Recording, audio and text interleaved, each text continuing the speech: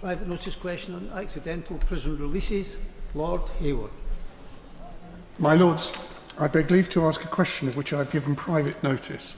The question is as follows: to ask His Majesty's Government what assessment they have made of recent accidental prison releases.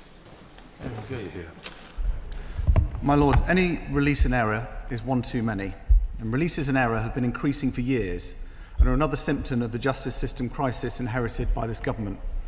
The Ministry of Justice has already taken immediate steps, including introducing stronger release checks with more direct senior accountability, commissioning an independent review to tackle this issue which has persisted for too long, and deploying a digital rapid response unit to all prisons to modernise release processes. My Lords, for the absence of doubt, to ensure there is no doubt, I'm asking the question in relation to Mr. Brahim Kadur Sharif. Could the Minister please identify, in terms of a timeline, when A, the officials were first notified of the accidental release of this gentleman, and B, when the Secretary of State was first notified of the accidental release of the said gentleman? Both the Deputy Prime Minister and myself were identified first thing on Wednesday morning when we woke up. And the Deputy Prime Minister quite rightly thought it was irresponsible to potentially give incorrect information to Parliament. The information was changing rapidly, and the Deputy Prime Minister didn't want to mislead Parliament without all the details. My Lords, would my noble friend the Minister explain what, if any, impact the previous government's austerity measures and policies over a decade or more have had on the prison service today?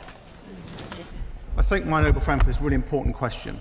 I've been visiting prisons and been interested in this area for 25 years, and what I've seen with the previous government is a lack of investment across the board. There are three specific areas. First, they didn't build enough prisons and didn't maintain the prisons they had. Secondly, they reduced the staffing levels as part of austerity to the extent that lots of very experienced staff left, and that's especially so in probation.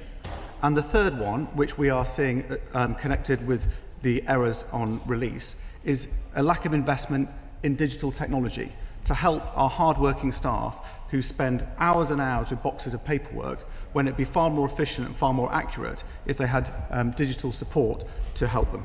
The two accidental releases from Wandsworth, together with that of Mr. Kabatu, which we discussed recently, demonstrate a continuing and frankly pretty chaotic lack of coordination. Will the investigation by Dame Lynn Owens, announced after Mr. Kabatu's accidental release, now be widened to encompass all the release procedures throughout our prisons to prevent recurrence of these mistakes?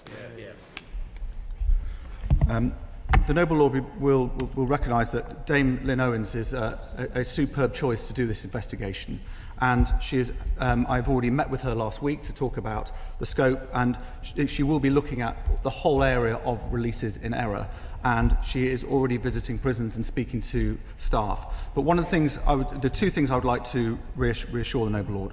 One is the staff who work in the offender management units, in my book, are amazing. They have to do an incredibly complex, difficult job with boxes of paperwork and to make sure it is accurate when there are so many multiple opportunities for failure in the system. And the second is, this is not a quick fix. This has been getting worse for a number of years, and it is going to take time to get it right. The Noble Lord the Minister answered the second of my noble friend Lord Hayward's questions, but he didn't answer the first one, namely when did officials first know? I'm not aware of the exact details, but I'm happy to write to the Noble Lord with the details when I get them. My Lords. My Lords. Thank you. Can I ask my noble friend the Minister, what work is being done to improve prison officer training to reduce releases in error, both as a matter of urgency and in the long term? The Ministry of Justice have a programme called Enable, which is around how we develop the skills of our fantastic staff. And in the short term, we've introduced some new checklists that are more robust than ever, and also asked for duty governor sign-off on the releases as well. But we are investing more money in training for our staff, and it is not just the staff who are joining the service, but it's also important that we invest in the staff who've often been with us for some time.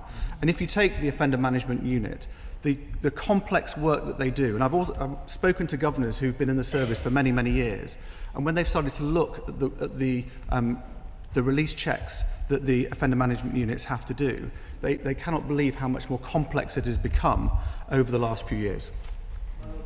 I know the Noble Lord the Minister works extremely hard and is very knowledgeable about this subject, and he and I have been cantering around this track for more than 2 decades. When I was last in opposition in the 2000s, I was Shadow Prisons Minister, and I used to visit, I did visit 75 of the prisons and young offender institutions and so forth in England and Wales. Even though there was a Labour government, nobody ever said it was the Labour government's fault that people escaped. And so could we have a little less of the, it was the last government's fault? Because in the 2000s, there were people escaping, there were high levels of suicide, there were high levels of violence against prison officers, there was sewage flowing from the top floors of prisons into the lower floors of prisons. Indeed, the whole estate was in a state of shambles, and the staff were in a state of low morale. So let's try and solve this problem together. He and I know that can be done, so please, I'd ask him not to fall into the trap of reading out the whip's notes. He's not doing that. The noble and learned Lord and I know each other very well, and also I hope he knows that I am someone who has my own view on these, because like him, I visit lots of prisons all the time.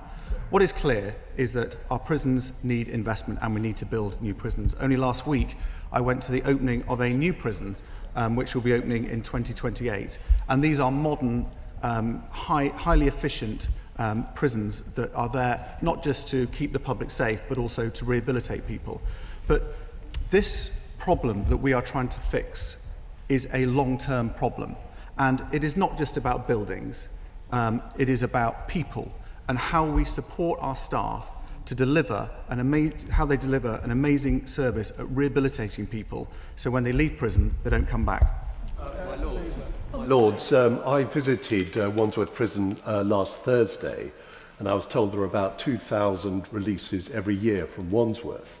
And I was visiting the IMB, the Independent Monitoring Board, and one of the issues the IMB raised with me was a review that is going into the IMB process and the secretariat that support the IMB. Does my noble friend agree with me that IMB is absolutely vital? They tell truth to power, they tell truth to ministers, and they tell truth to the inspectorate. And will he write to me to tell me about the process of review of IMBs which is underway, and assure me that the IMBs are fully valued? My noble friend is absolutely right that the independent monitoring boards in our prisons do a really vital job. Every prison I go to, I try and meet the IMB leaders, the chair, and last week I met with the chair of the IMB, Elizabeth Davis, to talk through how their plans were going. And I know they struggle on recruitment in certain prisons as well, but the work they do, walking the wings, speaking to prisoners, speaking to staff, is absolutely vital. So I listened carefully to the Noble Lord the Minister's answer to my noble friend Lord Hayward. He said that the information available to the Deputy Prime Minister was changing rapidly. What information was available to the Deputy Prime Minister after Prime Minister's questions that he did not have beforehand? The Deputy Prime Minister did not have the accurate information because the information was changing by the minute. But what was certain is that when we knew exactly what the situation was, that is what we dealt with, and we acted upon it. And from my experience of, we have 57,000 releases from prison. That was March 24 to 25. And in Wandsworth, which my noble friend mentioned about Wandsworth, there are 2,000 releases a year from that prison. So it's important that we get the information right, because we're often dealing with individuals with different aliases, with multiple convictions, and we need to make sure we get it right. My Lords, 10 years ago, when I was reviewing the deaths in prison, I spent some time looking at the intake arrangements, which are clearly important in terms of assessing the risk. And in the best prisons, that was a very detailed process. Could the Noble Lord the Minister tell us whether, in his experience, and not necessarily talking about this particular case, there is a wide variation between prisons in the detail with which they do the process of release in terms of the information they collect and the information they check? Secondly, can he tell us how good he feels, or whether this is another area of investment that should take place, in terms of the information flows that take place within prison to make sure that the officer releasing knows precisely the status of individual prisoners and indeed which prisoner they are talking to? I thank my noble friend. I mean, the checklists that we've made more robust are the same checklists across all prisons, but the number of releases per prison varies dramatically. In HMP Gartrey, they average 2 releases a year, whereas I previously said in Wandsworth it is 2,000. But that is why the digital team last week went into HMP Wandsworth to look at what are the opportunities for some quick fixes to embrace digital technology. We had the AI team that went in, and I'll give you a couple of examples. They think an AI chatbot would be really helpful, and also a cross-referencing for aliases, because we know some offenders have more than 20 aliases. So it is examples like that, and we've given the team the green light to get on with that. But the Noble Lord is exactly right. It's how do we deal with this information, and how do we make sure it's accurate when we're dealing with often very, very complex people in a very complex situation? Further to that answer, can the Noble Lord the Minister confirm how many prisons still rely on manual rather than digital release date calculations, and why that is so, and what plans there are to move to a digital system?